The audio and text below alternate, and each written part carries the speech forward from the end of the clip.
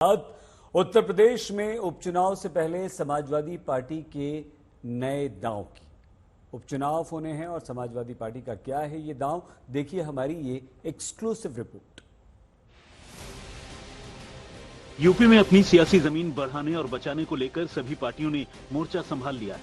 अखिलेश यादव ने अपने 7 बागी विधायकों के खिलाफ बड़े और कड़े एक्शन का ऑर्डर जारी कर दिया, तो दूसरी तरफ पार्टी के विस्तार के लिए कांग्रेस के साथ दूसरे राज्यों में सीटों की डिमांड रख दी। अगर बात बीएसपी की करें तो पहली बार बीएसपी 10 सीटों पर होने वाले उपचुनाव में हुंकार भर सकती है। अभी तक बीएसपी खुद को उपचुनाव से दूर रखती आई, तो वहीं बीजेपी ने यूपी लोकसभा चुनाव में मिली हार पर इंटरनल रिपोर्ट तैयार कर ली। यानी बीजेपी की हार हुई तो क्यों? सबसे पहले बात अखिलेश यादव की। समाजवादी पार्टी अपने 7 बागी विधायकों के खिलाफ एक्शन की शुरुआत कर दी है। अब बहुत जल्द बागी विधायकों की सदस्यता रद्द करने के लिए विधानसभा अध्यक्ष को पार्टी चिट्ठी लिखेगी। ये विधायक हैं राकेश प्रताप सिंह, मनोज पांडे, अभय सिंह, राकेश पांडे, विनोद चतुर्वेदी, पूजा पाल और आशुतोष मौर्य। हालांकि चुनाव के दौरान अखिलेश यादव ने कहा था कि जनता इनका हिसाब करेगी। वहीं दूसरी तरफ यूपी विधानसभा चुनाव से पहले अखिलेश यादव चाहते हैं कि इंडिया गठबंधन के झंडे तले उनकी पार्टी का विस्तार हरियाणा और महाराष्ट्र के विधानसभा चुनाव में। गठबंधन धर्म निभाते हुए कांग्रेस की तरफ से उन्हें सीटें मिले। इंडिया का हमारा गठबंधन श्री अखिलेश यादव जी के साथ मुद्दों के आधार पर हुआ है और ये गठबंधन गणित का नहीं है। ये गठबंधन श्री राहुल गांधी जी, श्री अखिलेश यादव जी की केमिस्ट्री का गठबंधन है, मुद्दों का गठबंधन है। यहां पर हम लोगों ने जाति जनगणना को लेकर के, आरक्षण को लेकर के, संविधान को बचाने को लेकर के, अग्निवीर जैसी समस्या को, पेपर लीक को, इन सारी चीजों को लेकर के जो हमने गठबंधन किया है वो चट्टान की तरीके से एक है, नेक है और आगे भी ये गठबंधन जारी रहेगा, ऐसा हमारा पूर्ण विश्वास है। अगर अखिलेश यादव बड़ी तैयारी में जुटे हैं तो अब की बार मायावती ने भी अपने पत्ते खोल दिए। यूपी में कभी भी उपचुनाव न लड़ने वाली बहुजन समाज पार्टी अब विधानसभा के उपचुनाव में उम्मीदवार उतारने की तैयारी में है। लोकसभा चुनाव के परिणाम से सबक लेते हुए मायावती अपना वोट बैंक एकजुट रखना चाहती है। इसकी वजह है लोकसभा चुनाव में दलित वोटरों का इंडिया गठबंधन की तरफ रुझान होने के साथ नगीना सुरक्षित सीट पर चंद्रशेखर आजाद को मिली जीत। जनता के अंदर ये गुस्सा था कि भारतीय जनता पार्टी को 10 साल मौका देने के बाद भी जो वादे हुए थे उन पे कोई भी जो है जिम्मेदारी से काम नहीं हुआ, सिर्फ वो वादे छलावे से लगे। इसलिए जनता ने सबको, जिसको भी अवसर दिया, जनता ने अवसर दिया। विपक्षी सावधान हो चुका है। लोकसभा के चुनाव की इस पराजय से वो डर गया है। संघ प्रमुख मोहन भागवत नागपुर मुख्यालय छोड़कर फील्ड में आ गए। लगातार गोरखपुर और दूसरे क्षेत्रों में उनका दौरा चल रहा है। वो सावधान हो चुके हैं। उन्हें एहसास हो चुका है कि आने वाले दिनों में ये समाजवादी उत्तर प्रदेश की सरकार पर कब्जा कर लेंगे। इसलिए आपके साथ जुड़े हुए लोगों को वो हमसे तोड़ना चाहेंगे, गुमराह करना चाहेंगे। दरअसल चुनाव जीत कर आए चंद्रशेखर की पार्टी अब पूरे प्रदेश में चुनाव लड़ने की तैयारी में।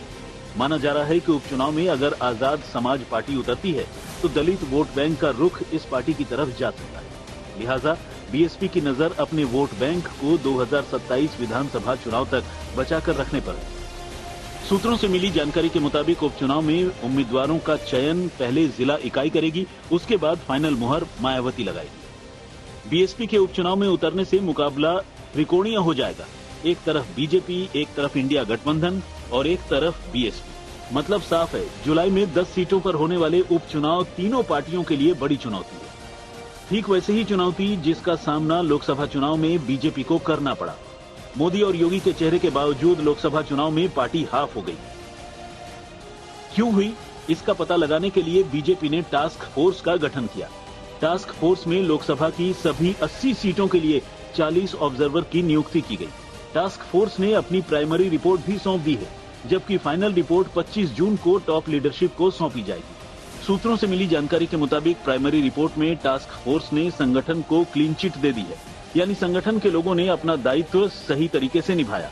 लेकिन रिपोर्ट में कुछ बड़ी बातें कही गई हैं, जिसमें ग्राउंड वर्करों की नाराजगी, प्रदेश में सरकार होने के बावजूद कार्यकर्ताओं की उपेक्षा, चुनाव के दौरान दूसरी पार्टी के नेताओं को आउटसोर्स करना, दूसरी पार्टी से आए नेताओं को उम्मीदवार बनाना और सबसे बड़ी बात उम्मीदवारों का चयन करते वक्त स्थानीय इकाई की सिफारिश की अनदेखी करना। आज तक ब्यूरो। आइए लखनऊ कुमार अभिषेक हमारे संवाददाता के पास आपको लिए चलते हैं। कुमार अभिषेक हमारे साथ हैं।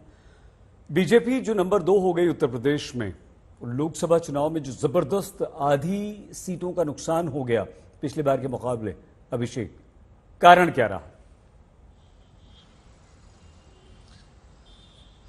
बिल्कुल सही। देखिए, कारण बड़े साफ हैं। पार्टी के भीतर संगठनात्मक कारण है और साथ साथ जो नए मुद्दे और नैरेटिव आए।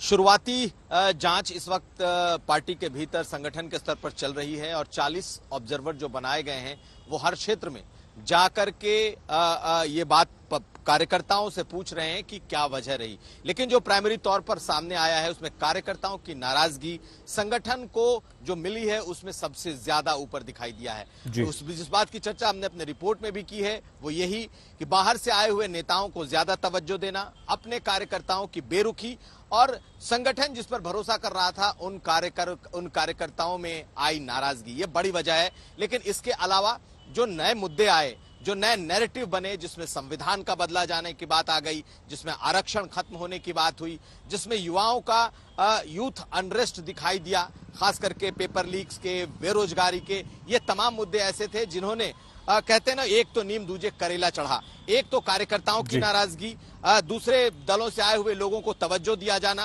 कार्यकर्ताओं को पिछले कई सालों से कुछ न मिल पाना, ये तमाम ऐसी बातें रहीं जिसने उदासीनता भरी और रही सही कसर उन मुद्दों ने पूरी कर दी, जिसके चलते बीजेपी का पूरा वोट बैंक, बहुत ज्यादा वोट बैंक शिफ्ट हो गया और इस वजह से यह हाल हुआ है। सही। ठीक है अभिषेक, बहुत धन्यवाद। कुमार अभिषेक हमारे संवाददाता लखनऊ से हमें जानकारी दे रहे थे।